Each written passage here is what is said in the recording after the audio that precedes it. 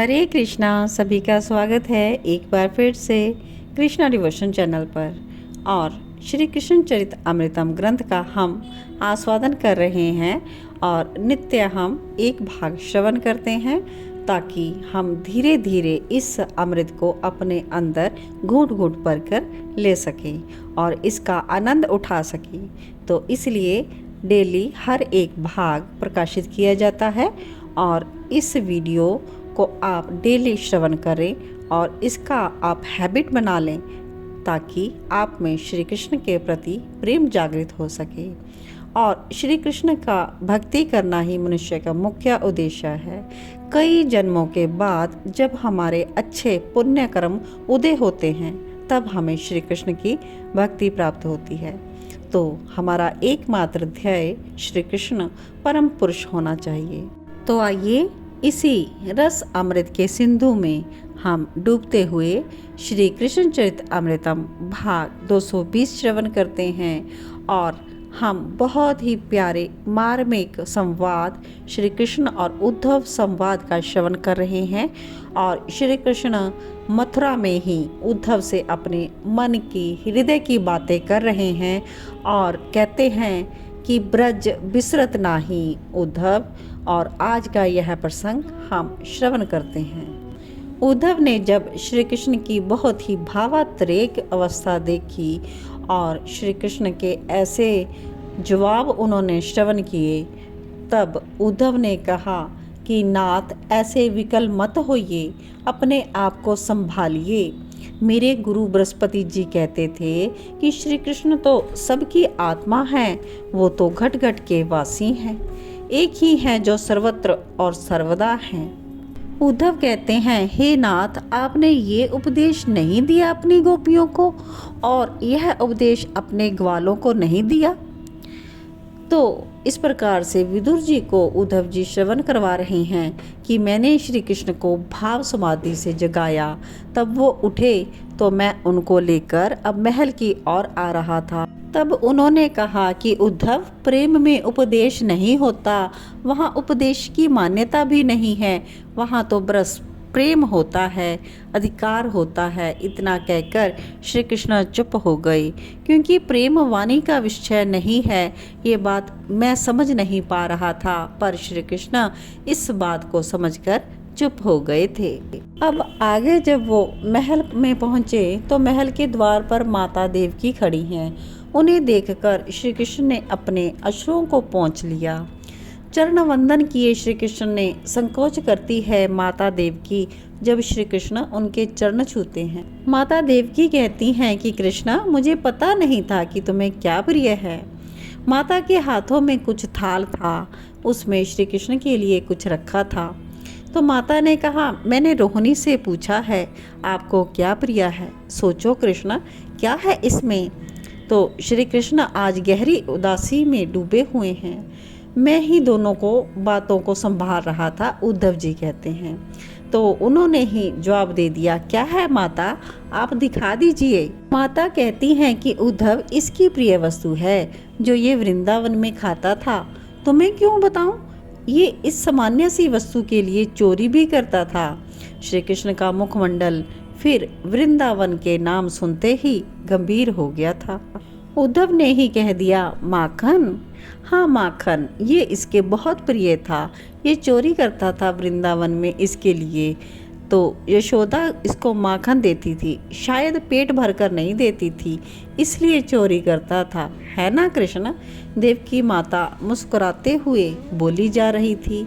पर ये क्या, श्री कृष्ण तो रो पड़े, एकाएक रो पड़े, हिलकियों से रो पड़े। अब माता देवकी भयभीत और आश्चर्य हो गया उनको, क्या हो गया। और फिर उद्धव की ओर देखकर बोली, गलती हो गई क्या मुझसे। फिर श्री कृष्ण से बोली, क्या तुम्हें मेरा ये सब लाना प्रिय नहीं लगा। माता, मेरे लिए आप 56 भोग लगाओ, लेकिन मुझे कोई आपत्ति नहीं, पर मेरे लिए ये माखन मत लाना। और वो रोई जा रही हैं, उनका रुदन बढ़ता ही जा रहा है। देवकी माता पूछती हैं, पर क्यों, इतना तो पूछ ही सकती हूँ ना मैं, क्योंकि माखन को देखकर मुझे मेरी मैया यशोदा की याद आ जाती है। यह कहते हुए फूट फूट पर रो पड़े मेरे नाथ। कैसे माखन निकालती थी वो, सुबह ही उठ जाती थी, दास दासियों से नहीं अपने हाथों से। कहती थी मैया अपने लाला के लिए मैं ना माखन निकालूंगी। वो माखन देती थी, पेट भर के देती थी। मेरी मैया यशोदा को मैं भूलना चाहता हूँ, पर वो भुला नहीं पा रहा हूँ। उसकी वो सूनी आंखें जो मथुरा की ओर रहती हैं ना, वो आंखें मुझे चैन नहीं लेने देती। माता माखन मत रखना मेरी थाल में, मैं माखन नहीं खाऊंगा। क्या कमी है इस मथुरा में? उद्धव पूछो अपने मित्र से, कुछ कमी हो तो बता दे, यहाँ तो सब कुछ है। देवकी माता इतना कहकर चली गई श्री कृष्ण के पास से। तो मैंने श्री कृष्ण की ओर देखा, बस देखता ही रहा। वो कमल नयन बस बरस रहे थे निरंतर। सब है उद्धव मथुरा में, किसी भी वस्तु की कमी नहीं है। क्या कमी होगी यहाँ? हजारों दास दासियां मेरे आस पास हैं। ओहो, मथुराधीश श्री कृष्णचंद्र महाराज, बड़े बड़े नाम हैं यहाँ पर मेरे। पर क्या नाथ, मैंने उनकी पीताम्बरी पकड़ ली। वो प्रेम नहीं है यहाँ, सब कुछ है पर प्रेम नहीं है। एक छींक आ जाती थी ना मुझे वृंदावन में, तो मेरी मैया पागल हो उठती थी। गर्म जल, हल्दी, शहद, क्या क्या नहीं करती थी मेरे लिए। इसके बाद भी वो आसपास के सब झाड़ फूक करने वालों को बुलाती कि मेरे लाला को छींक आ गई। यहाँ पर वो प्रेम कहाँ? श्री कृष्ण फिर उसी झरोखे में जाकर खड़े हो गए जहाँ से यमुना दिखाई देती थी। और उद्धव ने कहा कि मैंने आज्ञा मांग ली, तो मेरे लिए क्या आज्ञा है नाथ? तो श्री कृष्ण कहते हैं, उद्धव मैंने झूठ बोला उन लोगों से, मैंने अपनी मैया से झूठ बोला कि मैं वापस आऊँगा। मैंने अपनी गोपियों को झूठा आश्वासन दिया कि मैं आऊँगा। मैंने अपने सखाओं से कहा मैं आऊँगा, पर उद्धव मैं जा नहीं पाया। यह कहते हुए श्री कृष्ण बिलख पड़े और कहते हैं कि वो लोग अब तक तो अपना देह त्याग चुके होंगे।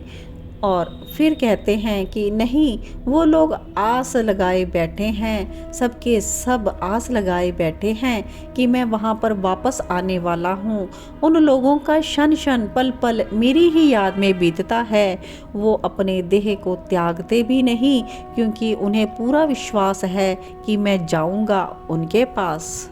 तो इसलिए उद्धव फिर से पूछते हैं, तो मेरे लिए क्या आज्ञा है नाथ? तो श्री कृष्ण कहते हैं, तू जा, ब्रज जा, मेरी मैया बाबा को समझाना, मेरी गोपियों को उपदेश देना। हाँ, उपदेश तू दे सकता है, मैं नहीं दे सकता, क्योंकि मैं तो उनका प्रिय हूँ ना। प्रियतम का उपदेश प्रेमी लोग कहाँ मानते हैं, पर तू तो दे सकता है। उद्धव तू अपना परिचय मेरा मित्र और देवगुरु बृहस्पति का शिष्य कहकर देना, तब वो लोग तेरी बात सुनेंगे। हाँ उद्धव, तू क्या कह रहा था कुछ समय पहले कि आप घटघटवासी हैं, आप सर्वत्र और सर्वदा सर्वकाल में हैं। यही बात तो उन लोगों को समझाना। हाँ उद्धव, तू उपदेश देना, गुरु बनना उनका। और श्री कृष्ण ने यूं कहते हुए मेरे चेहरे को छू लिया था। उद्धव ने कह दिया, पर वो गंवार गोपियाँ मेरी बात समझेंगी? अरे तात, क्या बात मेरे मुख से निकल गई। यह सुनते ही कृष्ण बोले, नहीं उद्धव नहीं, वो गंवार नहीं है, मेरी गोपियाँ गंवार नहीं हैं, ऐसा मत कहो उद्धव। गंवार कहकर तुम उनका नहीं मेरा अपमान कह रहे हो। ओहो, ये मैंने क्या कह दिया। श्री कृष्ण बोलते गए, बहुत कुछ कहा उन्होंने मुझे, मैं सिर झुकाकर सुनता रहा। ब्रजवासी वृंदावनवासी श्री कृष्ण के लिए क्या थे, ये मैंने आज समझा था। और आज का प्रसंग यहीं विश्राम लेता है।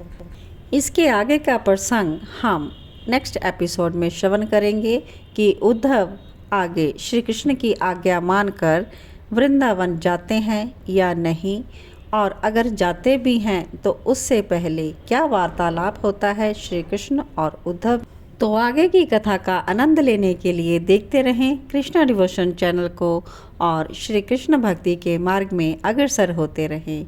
और ऐसी ही प्रेरणा आप सभी को देने के लिए इस वीडियो को आगे ज़्यादा से ज़्यादा शेयर करें और न्यू व्यूअर्स चैनल को सब्सक्राइब ज़रूर कर लें और नोटिफिकेशन के लिए बेल आइकॉन प्रेस कर लें। जय श्री कृष्णा, जय श्री राधे।